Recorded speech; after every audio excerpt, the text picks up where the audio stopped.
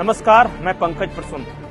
दोस्तों, NEET paper leak कांड में बड़ा खुलासा हुआ है। सीबीआई ने जो जांच की उसमें यह पता चला कि देश भर में हंगामा मचाने वाला नीट पेपर लीक कांड झारखंड के हजारीबाग के सेंटर से हुआ था।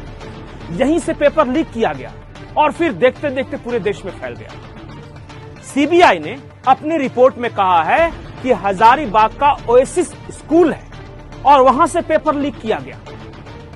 और लीक करने वालों में कौन शामिल थे? तो एहसानुल हक जो कि प्रिंसिपल है, वाइस प्रिंसिपल इम्तियाज और हिंदी दैनिक का एक पत्रकार, प्रभात खबर एक अखबार है झारखंड में, और हजारीबाग में उसका रिप्रेजेंटेटिव था जमालुद्दीन, और जमालुद्दीन भी इसमें शामिल था। तो तीनों मास्टरमाइंड, ओएसिस स्कूल के प्रिंसिपल एहसानुल हक, इम्तियाज और पत्रकार जमालुद्दीन, इन तीनों ने मिलकर पेपर लीक करवाया नीट का।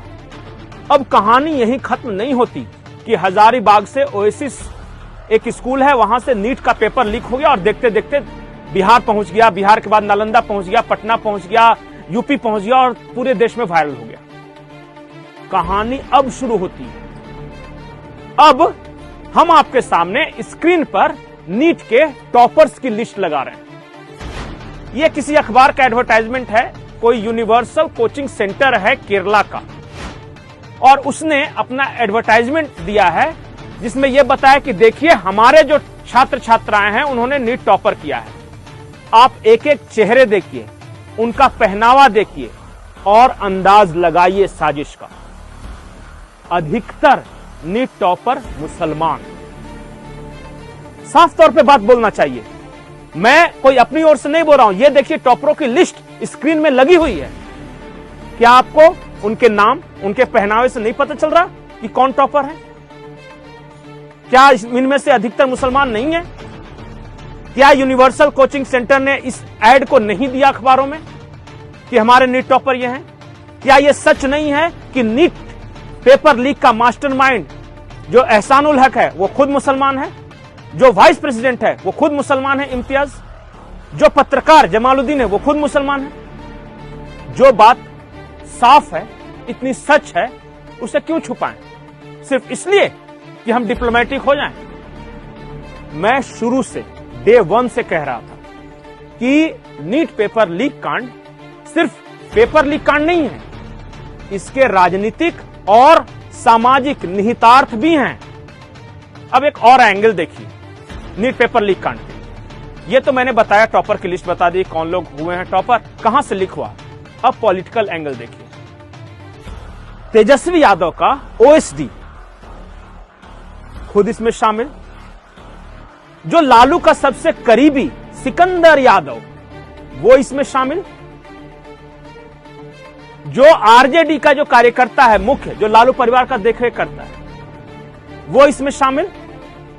हजारीबाग से एक मुस्लिम स्कूल के सेंटर से उसका प्रिंसिपल नीट का पेपर लीक करता है और वो पहुंच जाता है सीधे आरजेडी से जुड़े लोगों के पास, वहां से वो वायरल होता है। उसके बाद की कहानी और भी मजेदार है।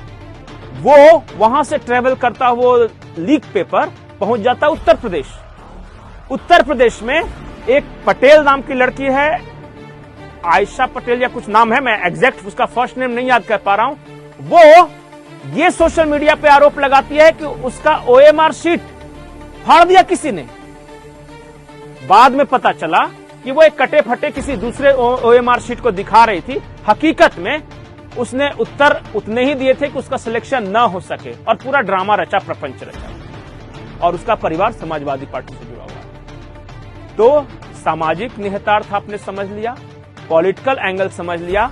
नीट पेपर लीक कांड क्या मोदी सरकार को बदनाम करने की साजिश थी? मैं इसे कुछ नहीं कहूंगा। अभी तो ये सीबीआई जांच हुई है, अभी बहुत सारी कहानियां और आनी बाकी है। नीट पेपर लीक कांड के बारे में जो भी खबरें हैं आप गौर करते रहिएगा उस पर। ये ओएसिस स्कूल हजारीबाग का कोई ऐसा नहीं कि अचानक यहां से हो गया, सोची समझी साजिश के तहत करवाया गया है। और वो सिकंदर यादव रांची में रहता था, वो लालू परिवार के आगे पीछे घूमता था, वो अचानक इंजीनियर बन गया। किसी को नहीं पता कैसे। इस राज का ही पता लगाइए, क्योंकि इंजीनियर साहब खुद पेपर लीक कांड के बड़े आरोपी हैं। वो जो बच्चा पकड़ाया था, जो गेस्ट हाउस में जिससे रटवाया गया, अनुराग यादव, ये उसके फूफा लगते हैं सिकंदर यादव साहब, और लालू परिवार के करीबी है, मैंने बता दिया। तो कहानी बहुत रोचक, बहुत दिलचस्प है और बहुत बड़ी साजिश है। ध्यान बनाए रखिएगा। और आप बताइए कि सीबीआई की जो फाइंडिंग्स अब तक है कि ओएसिस स्कूल से ही पेपर लीक हुआ, झारखंड के हजारीबाग के ओएसिस स्कूल से। एहसानुल हक प्रिंसिपल ने लीक करवाया, वाइस प्रिंसिपल इम्तियाज ने लीक कराया। अब बताइए आपको क्या लगता है? आप अपनी राय नीट पेपर लीक कांड पर जरूर रखें। नमस्कार।